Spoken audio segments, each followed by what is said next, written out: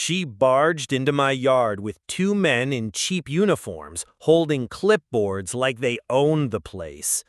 "Sir, this property is under HOA violation. We're here to confiscate it immediately," she said, her sunglasses flashing in the sun. The men beside her puffed their chests, pretending to look official, one even carrying fake handcuffs clipped to his belt. I leaned against my porch railing, calm as ever.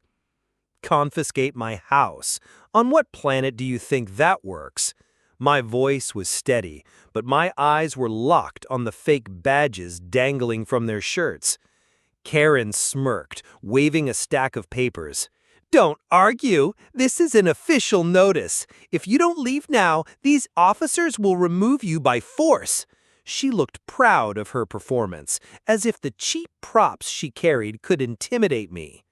The taller man stepped forward, putting his hand on my shoulder. "Sir, you need to come with us." His grip tightened, but I didn't move an inch. The taller fake officer yanked his hand back, suddenly unsure, but Karen barked at him like a drill sergeant. "Do your job! He's trespassing on HOA property!" I tilted my head. Trespassing? On my own deeded land? My voice carried louder this time, enough for my neighbor across the street to peek out her window. I noticed curtains shifting, phones lifting. People were already recording. Perfect. The shorter officer tried to step up next, fumbling with his toy handcuffs. "Sir, last warning, step outside the gate or you'll be detained." His fake badge caught the sunlight, and I almost laughed. Almost. I reached into my pocket slowly, watching their eyes sharpen with false bravado. Karen smirked again, expecting fear. But when I pulled out a small black wallet, her smile faltered. I flipped it open just long enough for them to see the real government seal inside. "You know what this is?" I asked quietly. Karen leaned in, squinting, but before she could answer, I snapped the wallet shut. "That's more authority than you'll ever dream of having, and you just walked onto the wrong porch." The taller man swallowed hard. His voice cracked. "Karen, maybe we should—" She cut him off. "No! Don't let him bluff you! He's lying! He's just some stubborn old man!" She turned to me, jabbing her finger at my chest. The deputy walked up slow, his boots crunching on the gravel, one hand resting on his holster. His eyes scanned the scene. Karen clutching her fake papers, the two wannabe cops stiff as statues, and me standing calm on my porch. "What's going on here?" he asked flatly, gaze locking onto Karen first. Karen straightened up fast, pointing at me. "Officer, arrest him immediately. He's refusing to leave HOA property. We've already issued the confiscation order." She shoved her fake stack of papers at him like they were gospel.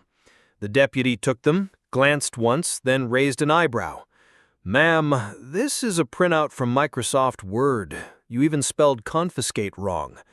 The neighbors across the street laughed quietly, their phones catching every second.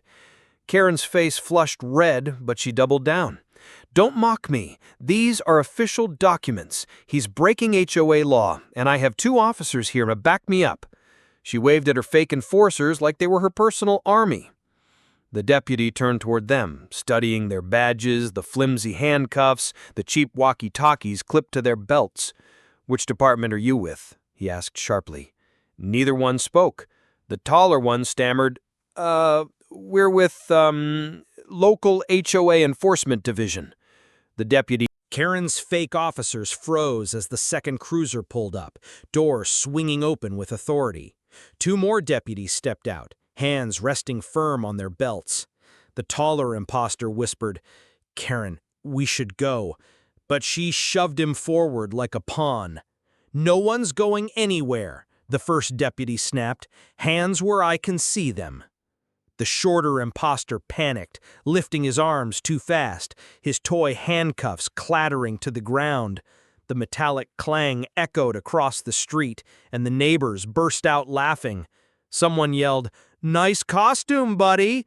And the crowd grew bolder, phones raised higher, every angle being captured. Karen's face turned crimson. "Stop filming! You're all trespassing on HOA business!"